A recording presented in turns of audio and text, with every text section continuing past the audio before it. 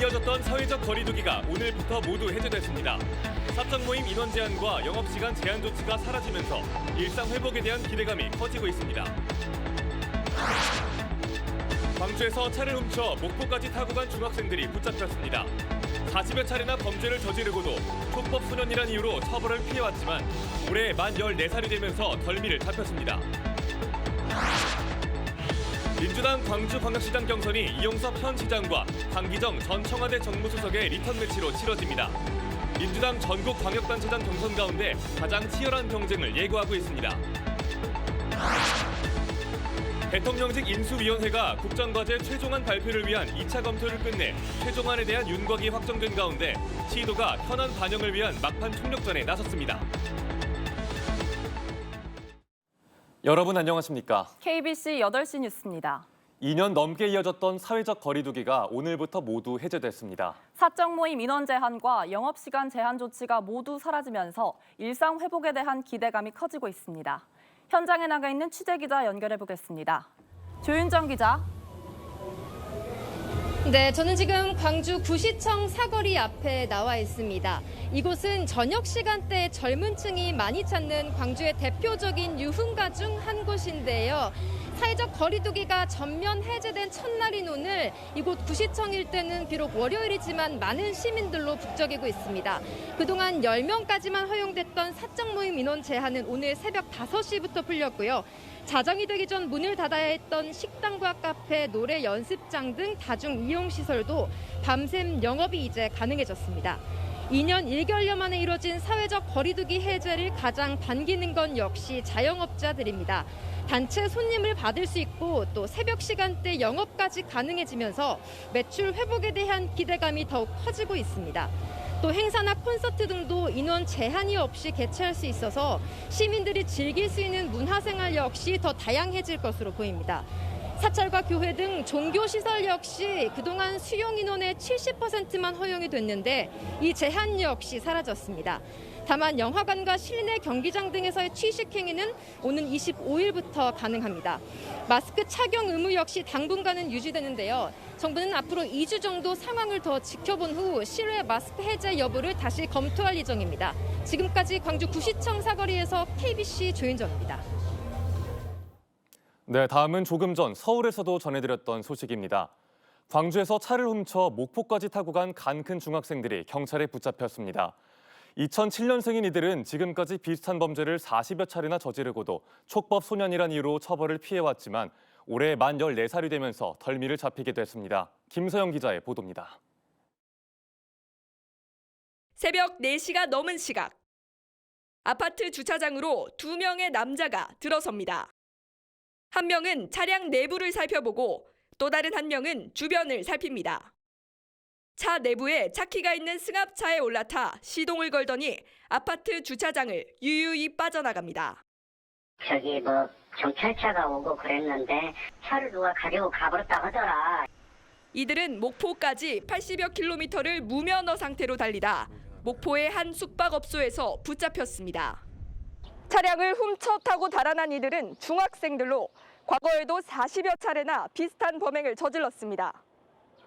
잡힐 때마다 촉법 소년이라는 이유로 그냥 풀려난 뒤 또다시 같은 범행을 저지른 겁니다. 그런데 만 14세가 되면서 촉법 소년의 범위에서 벗어나게 되었고 이를 미처 생각하지 못한 채 범행을 저지르다 결국 처벌을 받게 된 겁니다. 40여 건 그 정도 전에 촉법소년 때 만 14세니까 올해부터 해당돼. 경찰은 이들을 대상으로 여죄가 있는지 여부 등을 조사하고 있습니다. KBC 김서영입니다. 더불어민주당 광주광역시장 경선이 이용섭 현 시장과 강기정 전 청와대 정무수석의 리턴 매치로 치러집니다. 두 후보 모두 물러설 수 없는 경쟁으로 민주당 전국 광역단체장 경선 가운데 가장 치열한 경쟁을 예고하고 있습니다. 이형길 기자입니다. 지난 지방선거에서 이용섭, 강기정 두 예비 후보 간 민주당 공천 경쟁은 이용섭 대세론 확인으로 끝을 맺었습니다. 하지만 4년이 지난 지금 경선은 상황이 다릅니다. 강기정 예비 후보는 문재인 정부 청와대 정무수석을 역임하며 국정 경험을 쌓았고 이용섭 시장은 광주형 일자리 성공 등을 기반으로 재선에 나섰습니다. 경선 시작 전부터 두 후보 간의 정책 경쟁과 새 대결은 치열하게 이어지고 있습니다. 이용섭 예비후보의 핵심 공약은 그린 스마트 펀시티로 요약됩니다. 인공지능 선도도시, 녹색 산업도시를 중심으로 앞으로 광주 미래 100년을 책임지겠다는 포부입니다. 일자리 혁명을 이루고 광주를 세계적인 최첨단 산업도시로 도약시키겠습니다. 강기정 예비후보는 신산업지구와 신활력특구 5+5 전략을 내세웠습니다. 광주의 11개 전략산업을 이끌어가고 차세대 배터리 산업을 광주의 미래 성장 동력으로 장착하겠다는 구상입니다. 미래 주도형 광주의 신경제 지도를 완성시키겠습니다, 여러분. 오는 28일까지 진행될 민주당 광주광역시장 경선은 오는 20일 KBC 토론회 등을 기점으로 이번 주 정점으로 치달을 전망입니다. KBC 이영길입니다.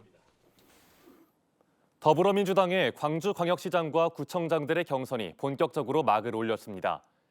더불어민주당 광주광역시당은 오는 21일부터 22일까지 이틀 동안 광주 동구청장과 남구청장 경선을 치른 뒤 오는 22일 최종 후보자를 발표할 계획입니다. 또 강기정, 이용섭 예비후보가 참여하는 광주광역시장 후보 경선은 이번 주 세 차례 TV 토론회를 거친 뒤 오는 23일부터 나흘 동안 국민 참여 경선으로 진행될 예정입니다. 네, 안녕하십니까. 6일 지방선거에서 기초의원 중대선거구제 시범지역으로 지정된 광주 광산을 지역구 기초의원이 1명 늘어납니다. 광주광역시의회는 오늘 선거구 획정위원회를 열고 기초의회 중대선거구제 시범 실시에 따라 광산을 지역구의 3, 4, 5 선거구 구의원 수를 기존 8명에서 9명으로 늘리는 안건을 논의했습니다. 3선거구였던 비아동이 4선거구로, 하남동과 임곡동이 5선거구로 편입되면서 4, 5선거구 구의원 수는 각각 1명씩 늘어난 반면 3선거구 구의원은 1명이 줄어듭니다.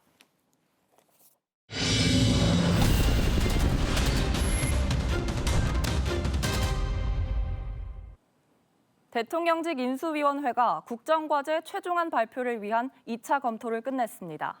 사실상 최종안에 대한 윤곽이 확정된 가운데 광주광역시와 전라남도가 현안 반영을 위한 막판 총력전에 나섰습니다. 정의진 기자입니다.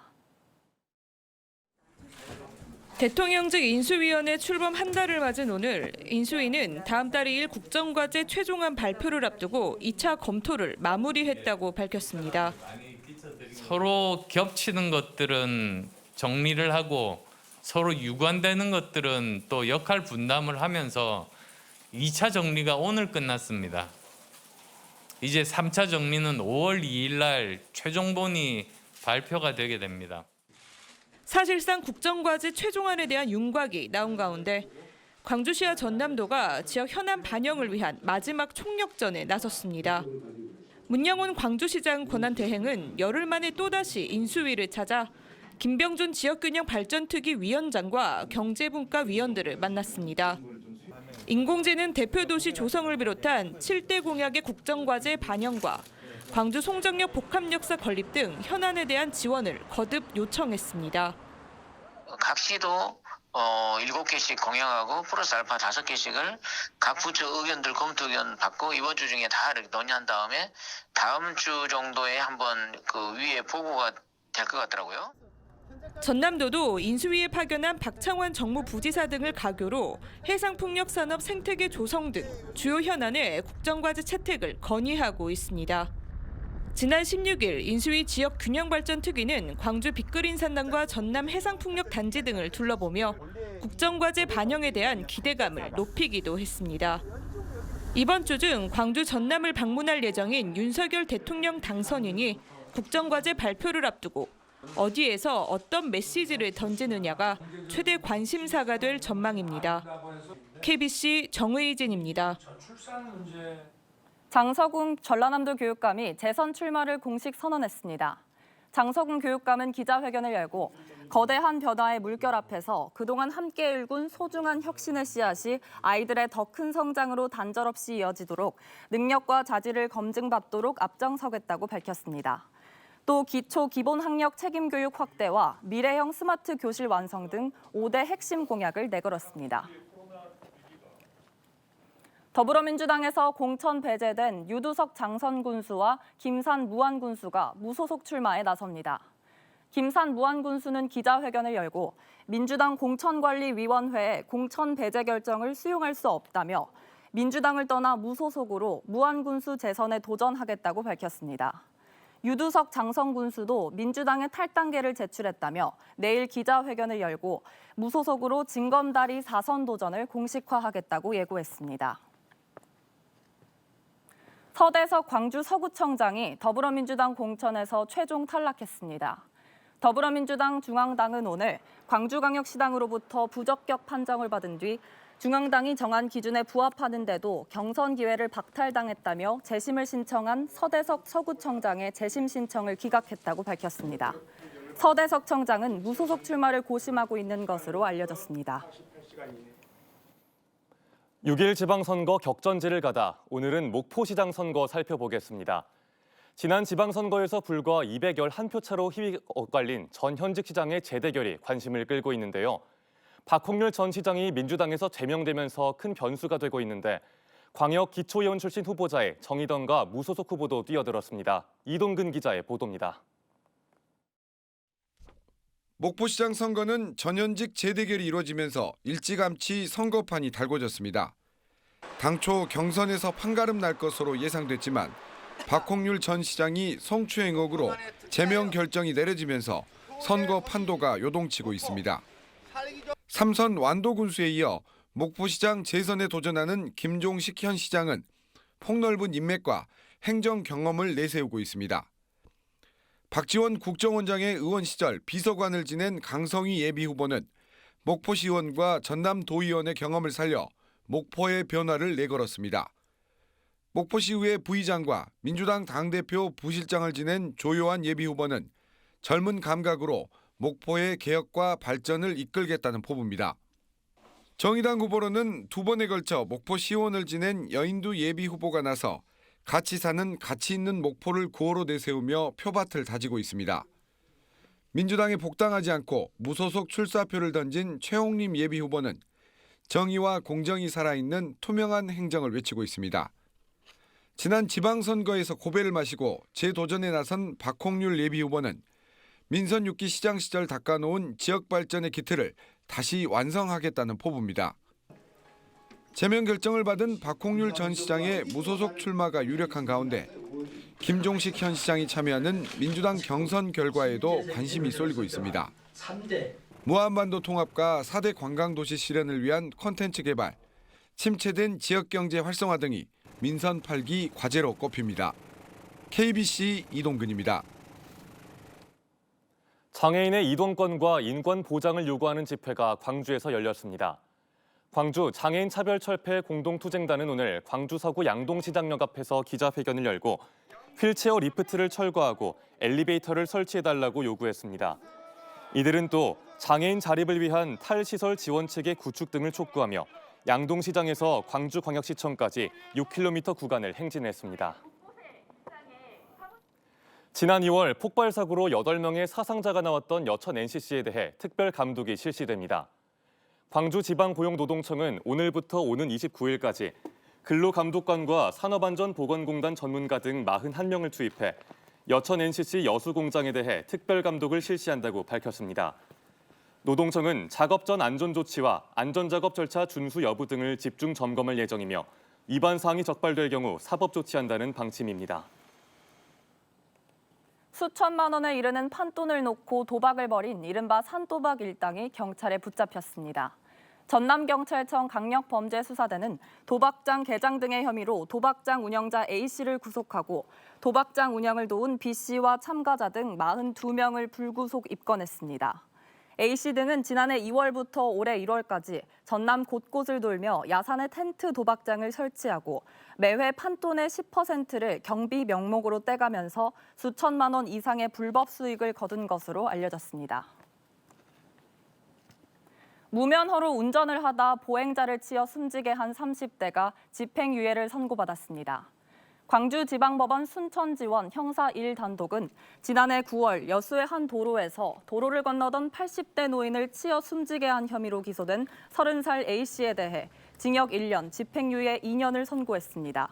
재판부는 무면허 상태에서 운전을 하다 사고를 냈고 피해자가 사망하는 무거운 결과가 발생했지만 무단 횡단을 한 피해자의 과실도 크다고 보이는 점과 피해자 유족과 원만히 합의한 점 등을 감안했다며 양형 사유를 밝혔습니다.